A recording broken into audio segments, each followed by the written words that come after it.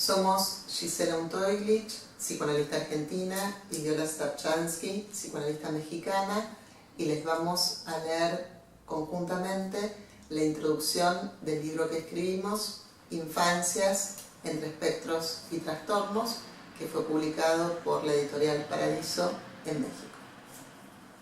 Este libro es producto de un encuentro aleatorio, azaroso, imprevisible, que devino en deseo de construcciones conjuntas, que nos enriquecen a ambas y anhelamos que los enriquezcan a ustedes. Borges decía, lo que llamamos azar es nuestra ignorancia de la compleja maquinaria de la causalidad. Causalidades que nos llevan a interrogarnos por algunas cuestiones fundamentales en relación con el devenir del niño en este contexto de la época. ¿Cuántas veces, cuando nos encontramos ante un niño que muestra algunas dificultades, que por lo general se ponen de manifiesto en la institución escolar, se lo intenta estirar o acortar, para que encaje en aquello que se supone que es lo esperable, lo normal, lo mejor para él? Los derechos de Procusto actuales intentan normativizar a los niños para que encajen en un sistema que muchas veces no es lo que necesitan ni es lo que se puede responder. Las brujas y herejes quemados en las hogueras en el siglo XVI pasaron a ser los locos confinados de los siglos XIX y XX, atrapados en el chaleco químico en el siglo XXI. Foucault sitúa las sociedades disciplinarias entre los siglos XVIII y XX. Estas sociedades funcionaban en círculos cerrados, cada uno con sus propias leyes, familia, escuelas, cuartel, fábrica, cada cierto tiempo el hospital, a veces la cárcel.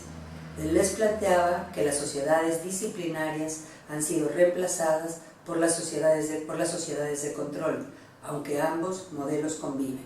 Las primeras construyen moldes sociales, mientras que las segundas arman moldeados autodeformantes que cambian constantemente.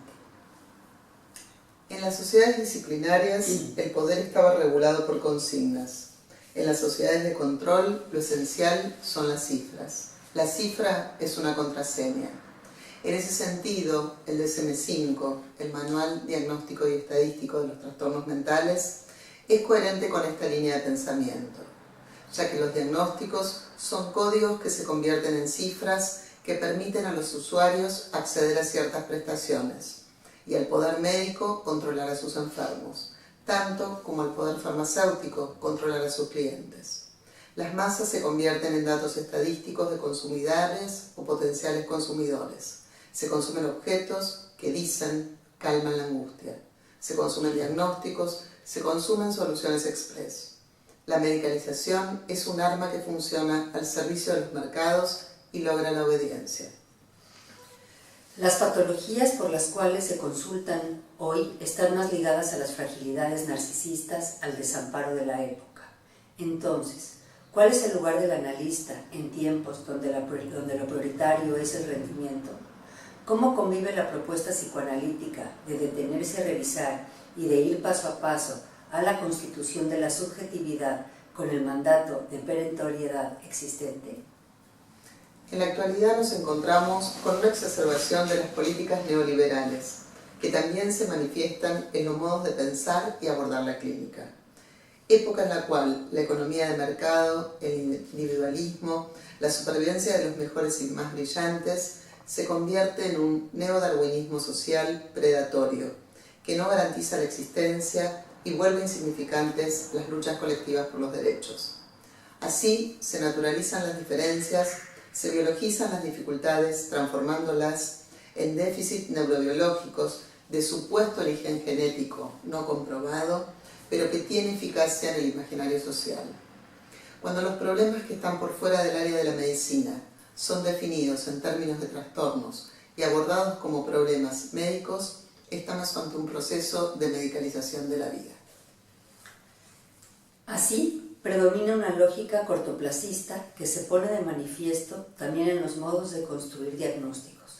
Aparecen los diagnósticos como mercancía consumible, un hágalo usted mismo, con cuestionarios y test autoadministrables accesibles a la web, que transforman la psicopatología más compleja en una revista de autoayuda. Con esto se aplanan los modos de pensar la complejidad y la manifestación de sufrimientos. Fernández, Peiró y Biagini hacen referencia al sujeto que produce el neuroliberalismo y describen un trastorno narcisista neuroliberal que despolitiza a la sociedad, que la mercantiliza, inmunizándola de cualquier proyecto transformador.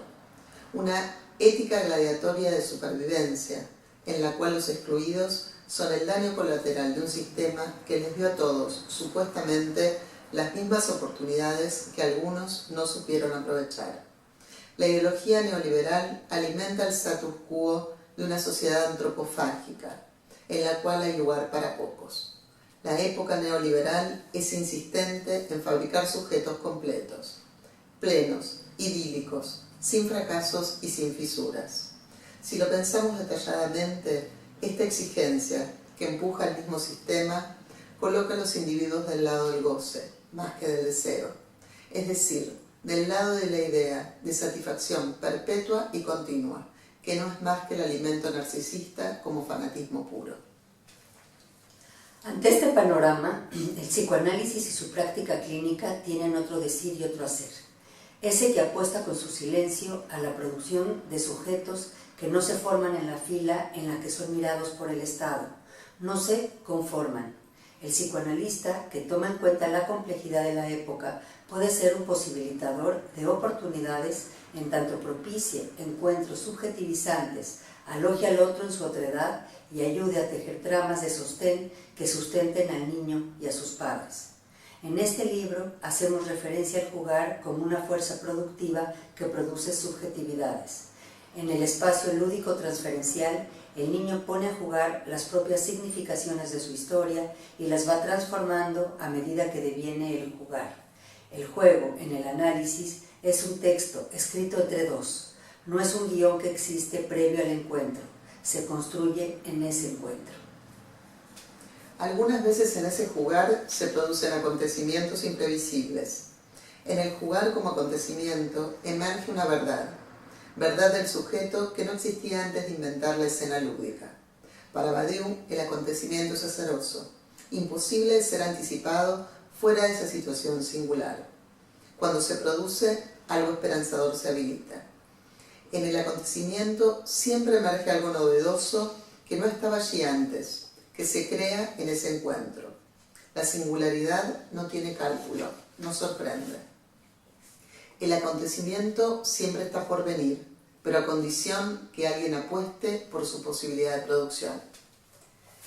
En lo imaginario, los sueños son imitación de la realidad disfrazada, plenos de expectativas y afectos. En lo simbólico, el sueño es sustracción apalabrada que se teje al reconocer al otro, que produce fragmentos a partir de lo imposible, fragmentos que solo se explican como resto o excedente de la realidad, apareciendo de forma repentina. Que la palabra vacía es lo que queda en la coladera discursiva cuando la imagen y el sentido se escurren y se deslizan por los ductos de la imposibilidad. Que el lenguaje es un efecto de infancia que empuja al propio sujeto a un límite trascendental con el tiempo, límite siempre infantil que excluye al propio sujeto de posicionarse como totalidad y verdad, colocándolo en el vacío y en la inconsistencia. ¿Cómo pensar la saturación de los sueños en tiempo donde el rendimiento y la inmediatez arranca al sujeto de la pregunta que lo divide? ¿Por qué esta idea para hablar de nuestro libro? Cuestionar lo normativo, los trastornos, los diagnósticos, las evaluaciones para descentrar el discurso dominante y rescatar al sujeto, lo social, el amor y la pérdida, que inevitablemente interrogan la época neoliberal y su rendimiento, el cuerpo y lo maquímico. Todos estos significantes son eje impulsor del texto. Podemos hacer un recorrido argumentando que el otro y el sujeto están tachados, que están en falta, atravesados por la muerte, lo imposible y el dolor. Para Lacan, lo humano queda siempre inscrito en la lógica del inconsciente y su discurso. No hay nada más ajeno que el lenguaje mismo, porque no hay palabra propia, ni nombre propio, no hay totalidad, ni tampoco gozamos de salud. El trastorno aparece como síntoma de la época que subraya el sufrimiento social globalizado, el cansancio, el aburrimiento, la depresión.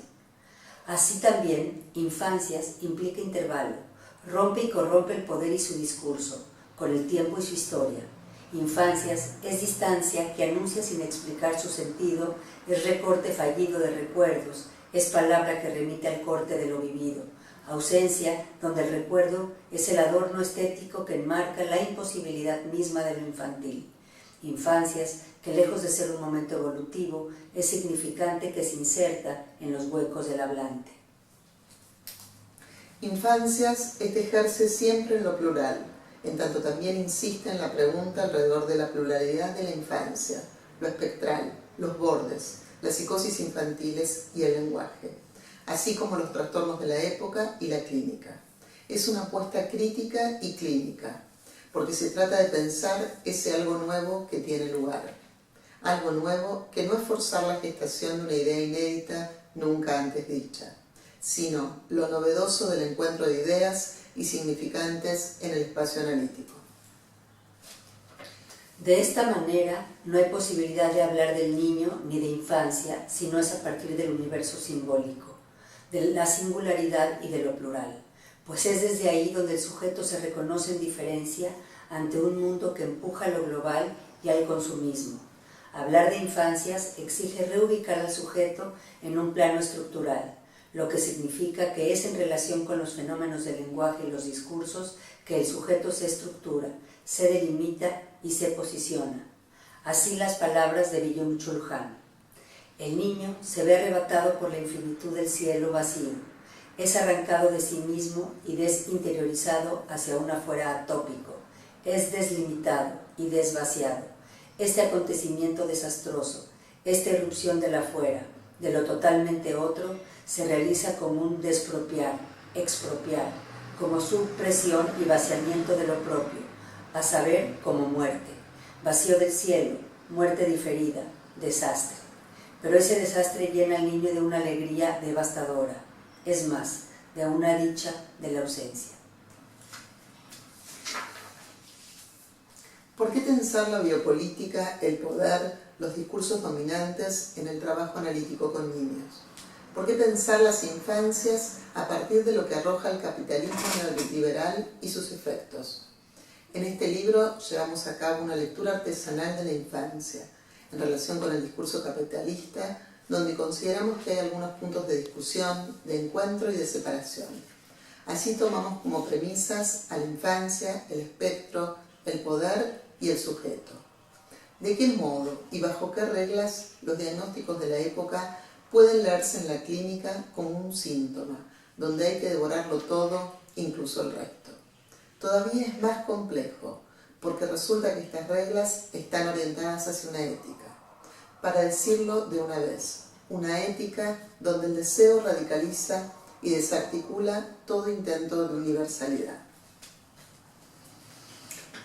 En este sentido, y para terminar de comentar lo que del libro se sustrae, la infancia acá no está dada como instancia psíquica, sino que es una construcción en acto que pone en evidencia lo indecible de una época. La infancia irrumpe en el lenguaje, es significante en renovada significación, por lo que su herencia será el niño, ese niño que nace ahí donde aparece el nudo entre lo real del sexo, la articulación simbólica de los significantes y lo imaginario de su significación.